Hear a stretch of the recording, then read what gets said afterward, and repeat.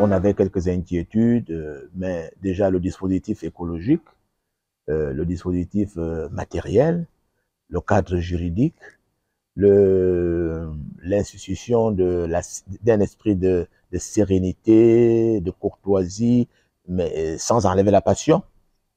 Alors, tout se passe à merveille et beaucoup de commissions ont évolué. J'ai été regarder la commission politique, beaucoup d'avancées, beaucoup de résolutions déjà à proposer au terme de nos assises. Nous avons été visiter la commission économie, beaucoup d'avancées. La commission sociale, ce qui intéresse le plus les Gabonais, à en croire le nombre de contributions reçues, parce que les trois grandes commissions, c'est la commission sociale qui a reçu le plus grand nombre de contributions. Les 2/5 des contributions, alors il ne reste que 3/5 pour la commission économie et politique. Donc là, dans l'ordre, les Gabonais s'intéressent à la chose sociale, et ensuite à l'économie, et en dernier ressort à la politique. On croyait avoir plus de contributions sur le politique, mais non, les Gabonais ont pour préoccupation la vie sociale. Parce que on n'arrive pas à comprendre que un pays si riche et si sous-peuplé ait en son sein des citoyens qui à peine arrivent à obtenir le minimum vital. Les infrastructures, regardez à quel niveau elles sont. Mais regardez l'emploi.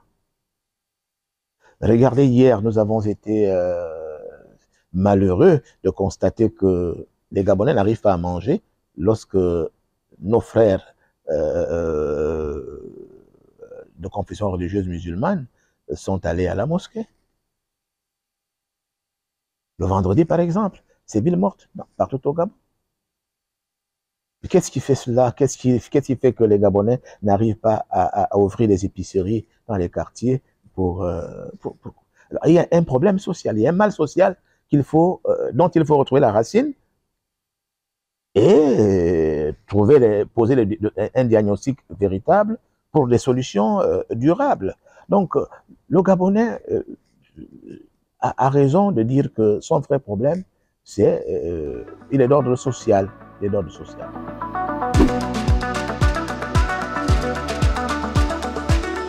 Nous avons 10 jours pour les travaux en atelier, donc du 8 au 18.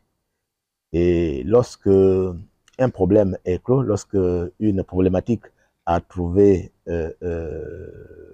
ses résolutions, ses solutions, on la case et on attend aller en plénière restreinte. Les plénières restreintes, c'est donc l'ensemble du bureau, de la commission, avec les sous-commissions, qui arrivent au niveau du bureau du dialogue national inclusif, présenter certaines conclusions à mi-parcours. Et lorsque ces conclusions à mi-parcours sont validées par le bureau du dialogue national inclusif, on les classe. Et c'est ce qu'on va faire pour l'ensemble des thématiques abordées. Et lorsque toutes les thématiques sont closes, alors on convoque une grande assemblée plénière générale pour la validation de l'ensemble des travaux.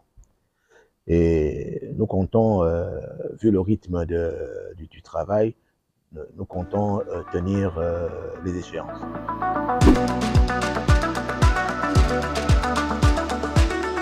Beaucoup de passion, surtout en ce qui concerne la commission politique. Beaucoup de passion, il faut trouver, est-ce que nous devons accepter un régime parlementaire? Est-ce qu'il faut un régime présidentiel ou semi-présidentiel? Et ça, ça fait couler beaucoup de salive. Ça fait couler beaucoup de salive, mais avec passion, mais en même temps avec sérénité, mais en même temps avec respect mutuel, hein, avec un esprit de familiarité qui pousse à admettre des résolutions. Quand on n'arrive pas à se départir, on va au vote. Et la majorité gagne. Et ceux qui sont minoritaires admettent que la majorité l'emporte. C'est démocratique. Alors là, mais vraiment, je vous assure, les débats en atelier se font de façon démocratique et sans tabou.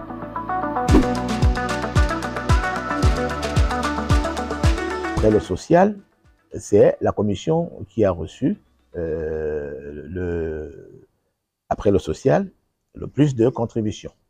Et les Gabonais réalisent, l'économie est très liée au social. L'économie est très liée au social. Les Gabonais réalisent que la gabegie financière, le non-respect du bien commun, la mauvaise gestion de la chose publique, l'opacité sur la production, les revenus, les recettes de l'État. Donc, il faut revenir là-dessus. Parce que si on arrive à stabiliser tous ces problèmes économiques, je pense qu'il y aurait d'office une implication sociale. Voilà. Donc, les Gabonais, ils sont tout ouïs. Ils attendent des mesures fortes et fermes sur la gestion économique de notre pays. Alors là, le Gabon est un pays riche. Il regorge de beaucoup de potentialités. Si on était sérieux sur le plan de la gestion de l'économie, je pense que le maximum de Gabonais seraient heureux et fiers d'être Gabonais.